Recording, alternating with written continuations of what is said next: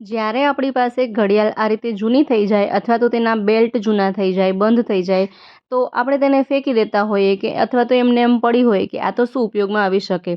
ઘણી વખત દિવાલ ઘડિયાળ પણ આપણી પાસે એવી હોય કે જે જૂની થઈ ગઈ હોય અથવા તો આ રીતે આપણે જ્યાં કરિયાણું કે કોઈ સામાન લેતા હોય તો ત્યાં એડવર્ટાઇઝમેન્ટ માટે આવેલી હોય, તો આપણે તેવી દિવાલ ન લગાવીએ કે નામ લખેલા હોય કે. તો આજે એવી ઘડિયાળના પણ આપણે રિયુઝ જોઈએ.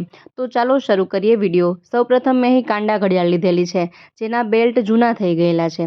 તો તેના માટે તો સૌપ્રથમ આપણે આ બેલ્ટ છે તેને આપણે કટ કરી નાખીએ.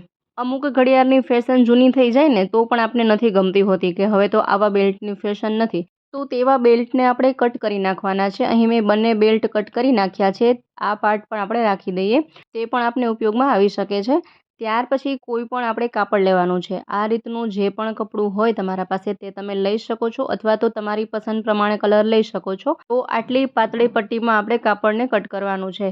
ત્યાર પછી તેને આ રીતે ફોલ્ડ કરી દઈએ. ફોલ્ડ આપણે અવળું કરીશું. જુઓ આ રીતે આપણે ફોલ્ડ કરી દઈએ. હવે સોય દોરો લઈ અને ત્યાં આપણે સિલાઈ કરીશું. જુઓ આ રીતે સોય દોરાની મદદથી સિલાઈ કરી લેવાની છે. તમારા પાસે સિલાઈ મશીન હોય તો તમે સિલાઈ મશીનથી પણ સિલાઈ કરી શકો છો અથવા તો સિલાઈ મશીન ન આવડતું હોય તો પણ કંઈ ચિંતાની જરૂર નથી. આ રીતે તમે હાથેથી પણ સિલાઈ કરી શકો છો. તો આખા જ બેલ્ટમાં આપણે આ રીતે સિલાઈ કરી લેવાની છે. જુઓ તો અહીં મેં આ રીતે સિલાઈ કરી લીધેલી છે. હવે આ સિલાઈ ન દેખાય તે માટે આપણે આ કાપડને સવડું કરી લઈએ. તેના માટે મેં સેફ્ટી પિનનો ઉપયોગ કર્યો છે. આ રીતે આપણે એક સાઈડ સેફ્ટી પિન લગાવી અને તે સેફ્ટી પિનને આ રીતે અંદરની સાઈડ આપણે વાળી લઈએ, જેથી કે આ કાપડ છે તે સવડું થઈ જશે અને સિલાઈનો પાર્ટ છે તે અંદરની સાઈડ ચાલ્યો જશે. જુઓ આ રીતે આપણે આને સવડું કરી લેવાનું છે. અહીં જે સિલાઈ આપણે લગાવી હતી તે અંદરની સાઈડ ચાલી ગઈ છે, તો સિલાઈ દેખાય નહીં. ત્યાર પછી સેફ્ટી પિન કાઢી લઈએ અને આમાં જે પણ દોરા એક્સ્ટ્રા હોય તો તેને આ રીતે આપણે કટ કરી લેવાના છે.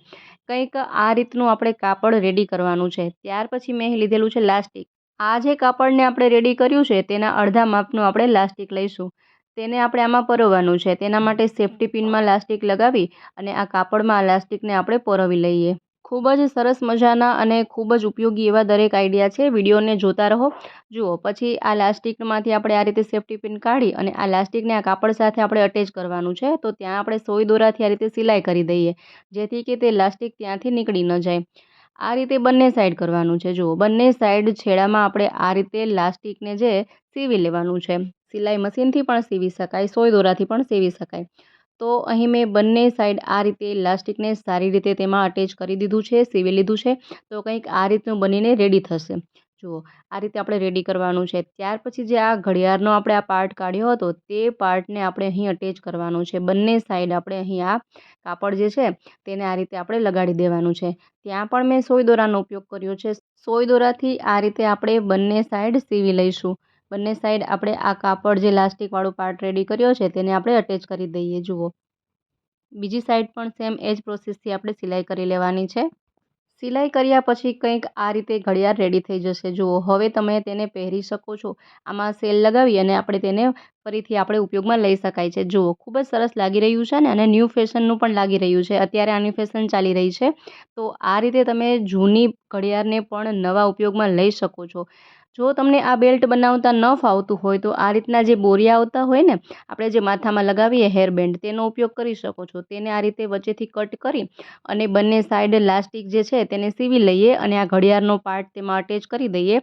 તો તમે આને પણ આ રીતે ઉપયોગમાં લઈ શકો છો. તો આ બેલ્ટ બનાવવાની જરૂર નહીં રહે. આ રીતે બોરિયામાં પણ તમે આ રીતે તે ઘડિયાળના પાર્ટને એટેચ કરી શકો. ત્યાર પછી જોઈએ કે આ રીતની જે દીવાર ઘડિયાળ હોય જે ઘણી જૂની થઈ ગઈ હોય અથવા તો ક્યારેક આ રીતના એડવર્ટાઇઝમેન્ટમાં ઘડિયાળ આવતી હોય કે આપણે અથવા તો કોઈ જગ્યાએ સામાન લેતા હોઈએ તો ત્યાં પણ આ રીતના આપણે ઘડિયાળ આપતા હોય, તો તેમાં બધું એડ્રેસ નામ લખેલું હોય તો તેવી ઘડિયાળ આપણે કદાચ રાખવી ન ગમે ઘરમાં, અથવા તો કોઈ એવી જૂની ઘડિયાળ થઈ ગઈ હોય અથવા તો બંધ થઈ ગઈ હોય જે ઘડિયાળ, તો તે દરેકમાં કામ આવી શકે તેવા આઈડિયા જોઈએ. તો પહેલાં તો આપણે જો ચાલુ ઘડિયાળ હોય તો તેમાંથી સેલ કાઢી નાખીએ અને આ જે પણ સ્ક્રૂ ફિટ કરેલા છે તે બધા જ આપણે સ્ક્રૂ કાઢી નાખીએ. સ્ક્રૂને આપણે એક જગ્યાએ સાથે આપણે રાખીએ જેથી કે તે ખોવાઈ ન જાય. નાના નાના સ્ક્રૂ છે તો એક સાથે રાખીએ સંભાળીને, તો ફરીથી તેને લગાવી શકાય. તો જો ઘડિયાળ બંધ થઈ ગઈ હોય ને તો પણ તમે આ આઈડિયાનો ઉપયોગ કરી શકો છો, અથવા તો ઘડિયાળ ચાલુ ઘડિયાળ હોય તો પણ તમે આ આઈડિયાનો ઉપયોગ કરી શકો છો. જુઓ તો આ રીતના ઘડિયાળની જે ફ્રેમ હોય તેને આપણે કાઢી લઈએ. તેના પર જે કાચ હોય તે કાચને પણ આપણે કાઢી લઈએ. ઘડિયાળનો કાચ જો ગંદો થઈ ગયો હોય તો આપણે સારી રીતે તેને લૂછી નાખીએ. જેથી કે તે સરસ રીતે તેમાં દેખાઈ શકે. અને ત્યાર પછી તેમાં જે આ કાંટા જે છે, કલાક કાંટા, મિનિટ કાંટા, સેકન્ડ કાંટા, તે કાંટાને પણ આપણે કાઢી લેવાના છે. તો અહીં મેં આ બધા જ કાંટા કાઢી લીધેલા છે. ત્યાર પછી જો તમારા પાસે આ રીતનો કોઈ ફોટો હોય તો તમે આ જે એડવર્ટાઇઝમેન્ટ હોય તેના પર આ રીતના તમે તમારો ફોટો લગાવી શકો છો. જુઓ, ફોટો લગાવ્યા પછી તમે દરેક કાંટા જે છે ફરીથી તેમાં ગોઠવી દઈએ. સરસ મજાની એવી ઘડિયાળ બની જશે અને ઘડિયાળમાં આપણો ફોટો આવી જશે.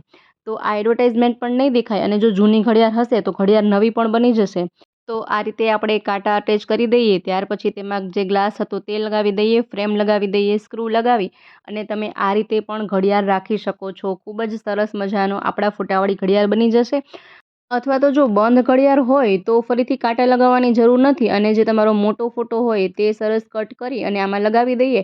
ત્યાર પછી આ ફ્રેમ લગાવી દઈએ અને આ અક્ષર અને જે આ નંબર લખેલા છે, આ આંકડા લખેલા છે તે ઢકાઈ જાય એ રીતે આપણે ફોટો કટિંગ કરીને લગાવી દઈએ. તો સરસ મજાની એક ફોટો ફ્રેમ બની જશે. અને ચાલુ ઘડિયાળમાં જો ફોટો લગાવવા ન માંગતા હોય તો આ રીતનો કોઈ કાગળ હોય અથવા તો આ રીતનું કોઈ વોલપેપર હોય તો તમે તેનો પણ ઉપયોગ કરી શકો. અહીં મેં આ રીતનું એક વોલપેપર લીધેલું છે, તેને મેં અહીં આ રીતે લગાડી દીધેલું છે. જુઓ, ખૂબ જ સરસ મજાનો ઘડિયાળનો લુક જ ચેન્જ થઈ જશે. આ જે એડવર્ટાઇઝમેન્ટ છે તે પણ તેમાંથી ઢકાઈ જશે અને ખૂબ જ સરસ મજાની એક નવી ઘડિયાળ બની જશે. જુઓ, ત્યાર પછી આપણે બધા જ કાંટા છે તેમાં અટેચ કરી દઈએ અને ત્યાર પછી આપણે તેમાં ગ્લાસ લગાવી દઈશું. ત્યાર પછી તેમાં ફ્રેમ જે હતી ફ્રેમ લગાવી દઈએ અને બધા જ સ્ક્રૂ આપણે તેમાં ફિટ કરી દઈએ. જુઓ, આ રીતે આપણે સ્ક્રૂ બધા જ લગાવી દેવાના છે. તો આ રીતે મેં અહીં ડિસમિસની મદદથી બધા જ સ્ક્રૂ લગાવી દીધેલા છે. જુઓ, ત્યાર પછી જે સેલ છે તે સેલ પણ આપણે તેમાં લગાવી દઈએ અને જો ઘડિયાળ ફરીથી ચાલુ થઈ ગઈ છે. ત્યાર પછી આપણે તેમાં ટાઈમિંગ સેટ કરી લઈએ જેથી કે સાચા ટાઈમે ઘડિયાળ ચાલવા લાગે. અને જો તમે આમને આમ પણ ઘડિયાળ રાખી શકો છો અથવા તો આમને આમ તમને ન સમજમાં આવતું હોય તો ફરીથી આપણે જે આંકડા છે, જે નંબર છે તે તમે ફરીથી લખી શકો છો અથવા તો આમને આમ પણ ખૂબ જ સરસ મજાની લાગી રહી છે ને. તો અહીં આપણે ફરીથી આ બધા નંબર છે તે આપણે લખી લઈએ જેથી કે ખબર પડી શકે.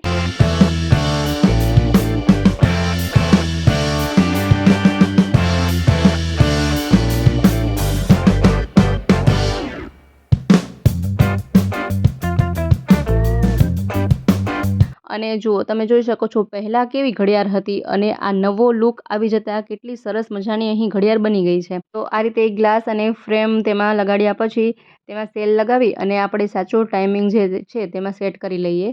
જુઓ, આ રીતે આપણે સેલ પણ લગાવી દઈએ અને અહીં આ ઘડિયાળ ફરીથી ચાલતી થઈ ગઈ છે. આમાં તમે તમારી પસંદ પ્રમાણે ડિઝાઇન પણ કરી શકો અથવા તો આ રીતે વોલપેપર લગાવી શકો, કોઈ એવું કાપડ રંગીન હોય તે લગાવી શકો. જુઓ, ખૂબ જ સરસ મજાની લાગી રહી છે ને. તો મિત્રો, આશા રાખું છું આ આઈડિયા તમને ખૂબ જ પસંદ આવ્યા હશે. વિડીયો પસંદ આવ્યો હોય તો વિડીયોને લાઇક કરો, શેર કરો તેમજ ચેનલ પર નવા હોય તો ચેનલને સબસ્ક્રાઈબ કરજો.